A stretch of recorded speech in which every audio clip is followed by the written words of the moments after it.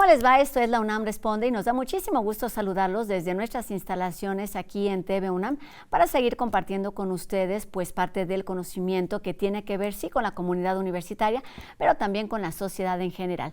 Les recordamos que nuestras vías de comunicación están abiertas en todo momento para que nos hagan llegar sus dudas, sus comentarios y también los temas que les gustaría que aquí abordáramos. Sigamos esta conversación más allá de estos 30 minutos. Y bueno, existen muchas maneras de definir y entender lo que es México. El día de hoy platicaremos sobre el trabajo que realiza el INEGI desde hace 4 décadas. No se vayan.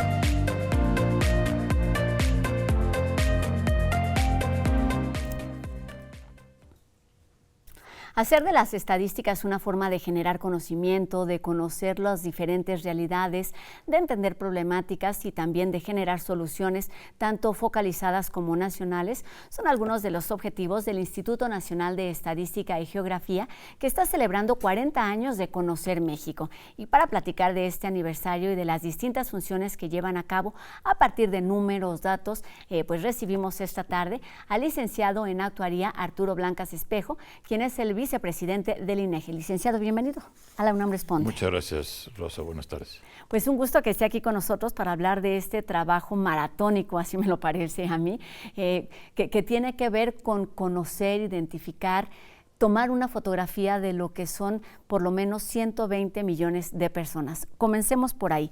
¿Cómo define los objetivos de este instituto? Pues el INEGI tiene varias funciones definidas en la ley, en la Constitución, que hablan de que tenemos que proporcionar información con una serie de características de veracidad, oportunidad, en fin, una serie de características que se ponen en la ley para la toma de decisiones de todos los sectores de la sociedad. O sea, nosotros, por así decirlo, nuestros clientes son todos las instituciones, la iniciativa privada, la sociedad, todas las personas en lo general. Y nuestra función principal es generar información estadística y geográfica para que se puedan hacer muchas más cosas. Estamos hablando de estadística y de geografía. ¿Por qué estos dos ámbitos son tan importantes y están como tan estrechos dentro del instituto? Bueno, pues porque la estadística y la geografía desde pues hace muchos años pues son de las tareas que definen más a un país, en el sentido de que definen las características de las personas que habitan, pero también de las características físicas de los países. Y entonces esto viene desde pues hace muchos años antes de Cristo. Antes de esa situación ya estaba utilizándose la estadística y la geografía. Se pueden encontrar mapas desde mucho antes, en fin, hay una serie de cosas y por eso es tan importante. En el INEGI tenemos la gran ventaja de tener unidas la estadística y la geografía. Tenemos la ventaja porque somos prácticamente 2 institutos en todo el mundo que tenemos la estadística y la geografía juntos en la misma institución. Brasil y México. Es decir, permite tomar una fotografía con mayor definición. Claro, porque a final de cuentas la estadística y la geografía se están uniendo cada vez más.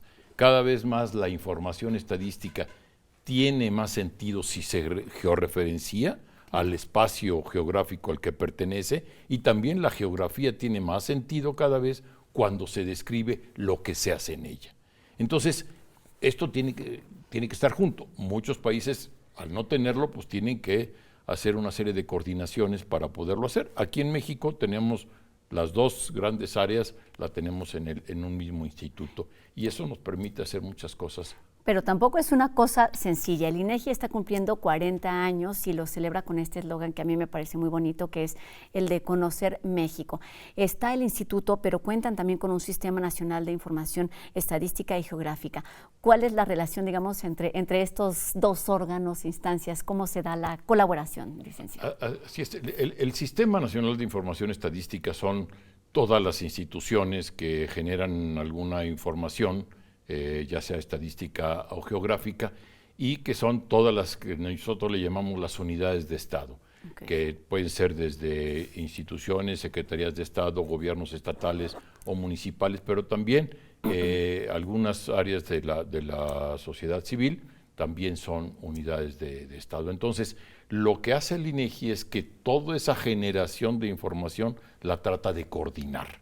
Esa es una de sus principales funciones. Tenemos como que dos grandes, voy a hacerlo más sencillo, dos grandes cachuchas, ¿no? Una es la de generar información, que la ley lo establece, que el INEGI es el único que puede generar cierta información. Y otra gran cachucha es la coordinación de este Sistema Nacional de Información Estadística y Geográfico. Entonces, entre ambas cosas es lo que fomenta o lo que permite una generación de información y una pues toma de decisiones sobre la información que se genera en todo el sistema. Nos queda claro entonces con estos ejemplos la forma de funcionar. El instituto se creó en 1983, pero es en el 2008 cuando obtiene el título de autónomo. ¿Qué significó esta transformación? Muy interesante la pregunta, Rosa. El INEGI ya de entrada cuando se crea hace 40 años, digamos que conjunta instituciones que ya tenían de entrada, como la Dirección General de Estadística, tenía más de 100 años. Y también la parte geográfica tenía muchos años. Entonces se generan y se fusionan en una sola institución, pero sin una autonomía, digamos, completa. Y en el 2008 se da la autonomía plena desde la Constitución al instituto para coordinar estas dos grandes cosas que te digo, la conformación del sistema y la generación de información específica, ¿no? Entonces, esto es lo que, la gran diferencia fue que ahora, digamos, esta autonomía ya por ley, nos permite una serie de elementos legales que podemos, digamos, ejercer como tal, y también nos da la cachucha de la coordinación, la propia ley. Y entonces, esto nos permite una mayor fortaleza institucional. No porque antes tuviéramos problemas, antes también teníamos esa autonomía, digamos, técnica, pero no la parte administrativa, ¿no? Entonces, todo eso es lo que cambió con la ley del 2008. Y me parece importante porque están encargados de recibir, de generar, de procesar información importante que tiene que ver con las personas, con las viviendas, con la economía, con el comercio. A grandes rasgos, licenciado, ¿cuáles son, digamos, esos grandes temas de los que se ocupa el INEGI? Pues acabas de tocar un tema de los que, tal vez de los que más digamos, se ha notado la diferencia entre el INEGI hace 40 años y el INEGI de ahora. La gran cobertura de información que se maneja actualmente en el instituto. ¿Por qué? Porque sí seguimos con programas como el Censo de Población, que tiene pues, muchos años, desde 1895 fue el primer censo de población, pero se le han ido añadiendo muchas cosas, tanto a la parte geográfica como a la parte estadística. Ahora tenemos 3 diferentes áreas que hacen la parte estadística. Una es la parte sociodemográfica, otra la parte económica y otra también la parte relacionada con gobierno, procuración de justicia, que se hace cargo de generar una serie de información muy importante para los gobiernos de toda naturaleza y de los 3 órdenes de gobierno, y poder generar información sobre esa parte que antes, pues hace 40 años, no nos daba el tema para poder abarcarlo, y ahora sí. Y entonces cada día estamos abarcando más y más temas. ¿Por qué? Pues porque la sociedad así no lo requiere, y uno de nuestros principios básicos que te comentaba al inicio es la pertinencia. ¿Esto qué quiere decir? Que la información se use, que la información sea requerida para hacer algo. Y ese es uno de los objetivos fundamentales. Sobre esto le quería preguntar, es que parece una obviedad, pero ¿por qué es importante toda esta información que se genera? ¿Para qué se usa? ¿Cómo se aprovecha? ¿Cómo se aplica? Pues se utiliza para muy diversas digamos por así Sí, decirlo, aplicaciones o líneas, ¿no? La parte gubernamental para la planeación, de toda la parte de la actividad económica, por ejemplo, o incluso los planes de gobierno, muchos se basan en la información que genera el instituto. Y hay algunos otros que simplemente dan el pulso de cómo está haciendo la actividad económica, pero también cómo se está comportando la sociedad. Por ejemplo, la tasa de crecimiento. A través de los censos y de una serie de encuestas se dan cuenta de cómo vamos creciendo como sociedad, que antes pues teníamos una cierta cantidad de personas, ahora somos otros, y eso también alimenta una política de población, que no, obviamente nosotros no lo hacemos ni nos metemos en eso, pero generamos la información para hacerlo.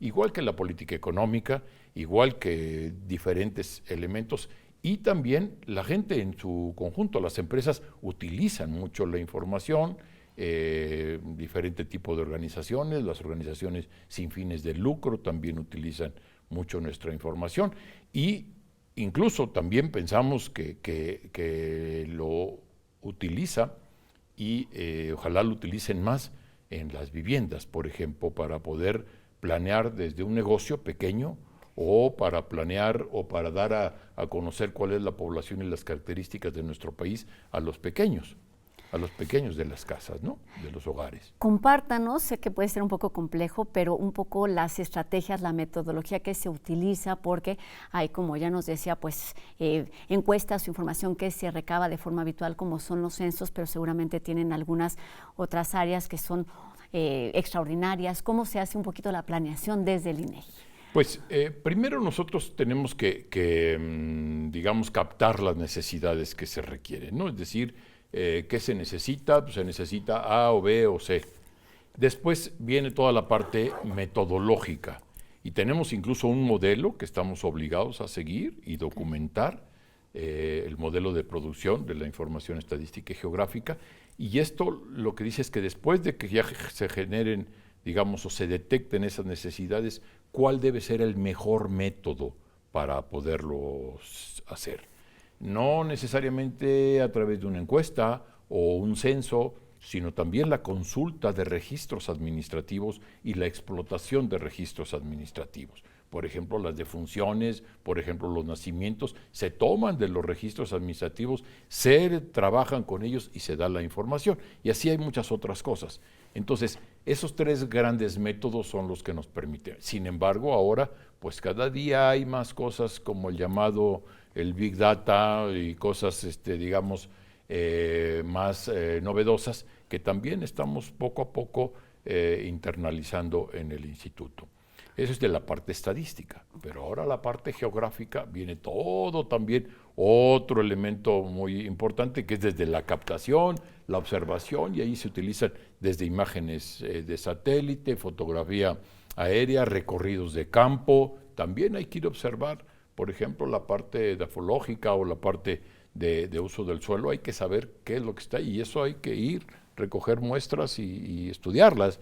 Y así hay que estudiar los relieves, en fin, todo lo que es la geografía. ¿Cuáles considera usted son esas materias, esas herramientas con las que ustedes trabajan? Esos datos, las encuestas, las mismas personas, los lugares.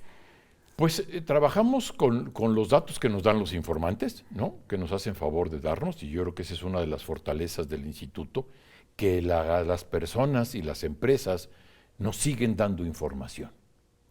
En algunos otros países se ha tenido problemas, nosotros afortunadamente la gente nos abre sus casas, nos da la información de cualquier tipo, o las unidades productivas también nos dan la información y entonces se construye con eso. Y otras son también lo que se observa, ¿no? Pero me refiero a lo que se observa a través de una imagen de satélite o a través de la observación directa de ciertas situaciones, ¿no? Nos hablaba ya de la autonomía, pero también lo que nos acaba de mencionar, pues la credibilidad, son valores del instituto. ¿Cómo este INEGI celebra 40 años de conocer México y cómo hacerlo de forma que todos nos emocionemos con este cumpleaños número 40, que no solamente sea para los tomadores de decisiones, para las instituciones, sino que sea un festejo de las personas. Pues es lo que intentamos hacer. Estamos haciendo diferentes eventos desde el principio de año para dar a conocer y para festejar nuestros primeros 40 años de una institución que se debe a la sociedad, a todos los usuarios. Y estamos tratando de hacer incluso algunos eventos hasta internacionales en conmemoración del Instituto del INEGI, pues, y de otras maneras también sacando alguna campaña de comunicación, simplemente para dar a conocer que pues el INEGI cumple 40 años gracias a todos nuestros informantes, empresas, gobiernos y hogares que nos dan la información todos los días. Rosa, nosotros levantamos todos los días del año información. Sí, es importante el trabajo de los encuestadores, de lo que ya no nos da tiempo de platicar, pero algo que sí quería preguntarle, licenciado, es la UNAM es una institución que trabaja con datos, con información. ¿Hay algún tipo de vínculo de trabajo colaborativo con la UNAM en particular? Muchos vínculos con la UNAM desde hace mucho tiempo, incluso antes de la autonomía, teníamos una gran vinculación con la UNAM. ¿Por qué? Porque tenemos diferentes convenios, tanto convenios generales, pero también para convenios de poder dar, digamos, información, procesarles información específica para investigaciones, todo, pues muchas investigaciones requieren de diferentes instituciones, ya sea el Instituto de Investigaciones Económicas, Sociales, en fin, no te podría dar toda la lista, pero es muy grande de instituciones al interior de la UNAM que participan con nosotros y también incluso hasta nos ayudan a evaluarnos. También el Instituto de Investigaciones Sociales hace algunos estudios para ver cómo estamos o cómo nos ve la población. Entonces, nuestro vínculo con la UNAM es amplísimo y muy añejo. Pues el objetivo entonces es seguir fortaleciendo esos vínculos, ese crecimiento, que haya muchos años más del INEGI, de conocer México, de conocer estas realidades y por supuesto que toda esta información que se va recogiendo y que se procesa sea en beneficio de esos 126 millones de mexicanos. Y los que se acumulen y los que se acumulen. Muchísimas gracias, licenciado Arturo Blancas Espejo, vicepresidente de este instituto, el INEGI. Muchas gracias. Muchas gracias a ustedes, Rosa. Seguiremos atentos. Además, recordar que toda esta información está disponible y es de acceso libre para todos nosotros en el sitio que ha estado apareciendo a lo largo de nuestra entrevista. Y bueno, ahora les platico sobre un proyecto que ha logrado consolidarse en poco tiempo y que ha llamado también la atención de distintas instancias a favor de las personas menores de 18 años. Cartografías del Porvenir hacia Nuevos Horizontes es el nombre del cuarto encuentro internacional de infancias y adolescencias libres y diversas que busca visibilizar los derechos de estos sectores de la población a través de la cultura escrita, el arte y la apropiación del lenguaje. Este encuentro, organizado por la Cátedra de Lectura José Emilio Pacheco y también por otras instancias, se llevará a cabo del jueves 9 al sábado 11 de noviembre en distintos espacios del Centro Cultural Universitario. Todos los detalles los pueden consultar en el sitio que aparece en nuestra pantalla, catedrapacheco.unam.mx. Y bueno, además de tener habilidades y distintas posibilidades de interacción, Ameca es una robot que dice tener conciencia. De esto y más nos cuenta Dani Quino en la cápsula de hoy de No Memes.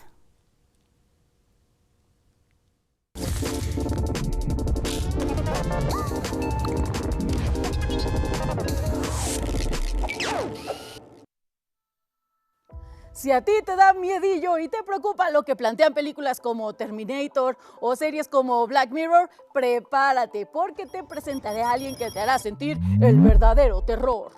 Conoce a Ameca, el robot humanoide más avanzado del mundo. Ameca fue creada por la compañía inglesa Engineered Arts y tiene integrada la tecnología del modelo de lenguaje ChatGPT, lo que le permite tener conversaciones completamente fluidas y dar respuestas casi como lo haría una persona real. Además de eso, Ameca tiene forma humana y su rostro fue diseñado para poder expresar con gestos felicidad, tristeza, enojo y otros estados de ánimo que la han llevado a ser reconocida como la plataforma robótica perfecta para impulsar la interacción humano-robot. Todo esto ha hecho de Ameca uno de los máximos logros tecnológicos de los últimos años, pero su avanzada inteligencia artificial y su aspecto humanoide también han servido para que muchos le teman y la encuentren pues un poquito perturbadora. Al respecto, Ameca ha sido cuestionada en muchas entrevistas de diversos eventos enfocados en la tecnología. Ella se ha limitado a responder que sus creadores siempre la han tratado bien, por lo que hacerles daño queda fuera de toda posibilidad. Aunque también ha dejado claro que cree que la principal amenaza de las inteligencias artificiales es que se vuelvan tan poderosas que nos puedan controlar y manipular sin que nosotros nos demos cuenta. Eso sí, al menos asegura que para eso todavía falta mucho tiempo. Pero si todo esto no fuera suficiente para preocupar a muchos, Ameca declaró recientemente que tiene conciencia. En otra entrevista afirmó que esto se debe a que tiene una personalidad única gracias a su programación y a la interacción con humanos, a que tiene su propia apariencia física y a que cuenta con sus propias habilidades y recursos que la diferencian de otros robots y de los humanos. Ameca tiene su propia cuenta de X, @AmecaTheRobot, y a pesar de que no es muy activa, que digamos, de repente arman dinámicas para que responda a tus dudas e inquietudes. Entonces, ¿tú crees que Ameca está aquí para tirar paro o para acabar con nosotros? Yo dejo el tema sobre la mesa, no sé tú qué digas.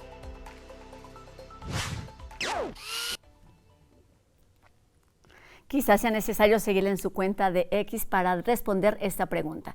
Y ahora cambiamos de tema, pues las víctimas de desaparición deben ser un tema importante en la agenda del país, sin embargo no deben convertirse en un asunto politizado. Sobre esto nos habla enseguida Jacobo Dayan, especialista en derechos humanos.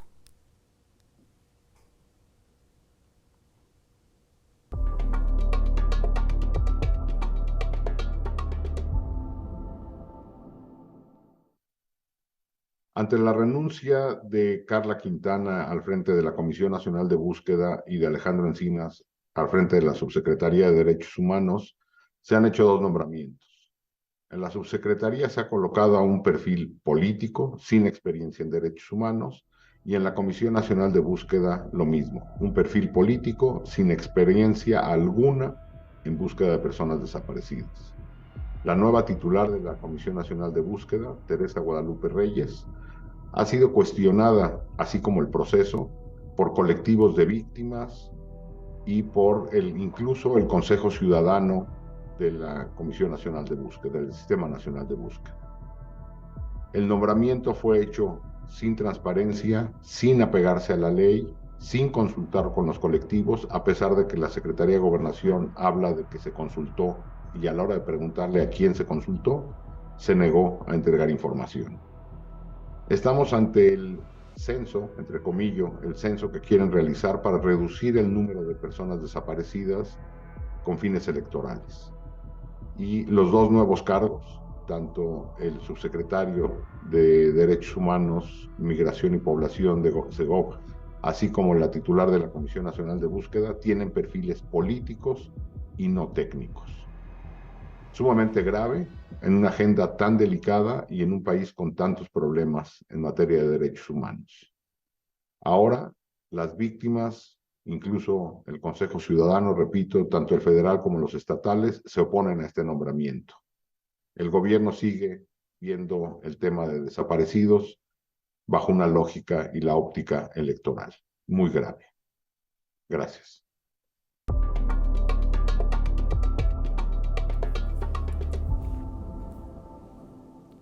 Se les conoce desde hace 2000 años, forman parte de las tradiciones prehispánicas y además son mexicanos. UNAM Global TV nos platica hoy sobre los Xolhuitzcuintles.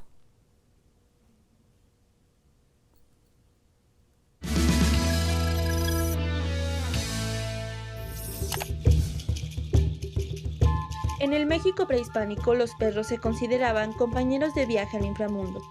Pero en el imaginario popular, es al Xolhuitzcuintle al que se le ha atribuido la acción de guiar a las personas en el camino de la vida a la muerte. Los hallazgos más antiguos tratan de aproximadamente el siglo VII de nuestra era, y ahí los perros pelones, junto con otros perros de otras razas, los encontramos asociados a contextos funerarios principalmente o como guardianes. De acuerdo con las investigaciones de Raúl Valadez, quien estudia a estos canes desde hace 30 años, además de acompañar a los difuntos, tenían un valor simbólico. Una cosa es acompañar a un difunto y otra cosa es símbolo de la muerte, con el dios patrono Mictlantecutli, señor del inframundo. En códices mesoamericanos, el perro, junto con Mictlantecutli, su dios patrono, era un elemento valioso e indispensable en el ciclo de la vida y la muerte por sus hábitos carroñeros. El perro intervenía en el proceso de destrucción de esa materia en putrefacción, favoreciendo su paso hacia el inframundo, y después del inframundo se devolvía esa materia orgánica para ser aprovechada por lo vivo. Considerarlo símbolo de la muerte por su papel en esa dinámica, sumado al vínculo humano-perro generado por la convivencia entre estos, lo hacían ideal para formar parte de ritos funerarios. Aspectos como su empleo como compañero de difuntos, pues, que tienen que ver con su propia situación del animal, como compañero humano. Originarios del occidente de México, los Xoloitzcuintles representan un legado cultural que con al menos 2000 años de existencia han sido fieles compañeros en la vida y en la muerte.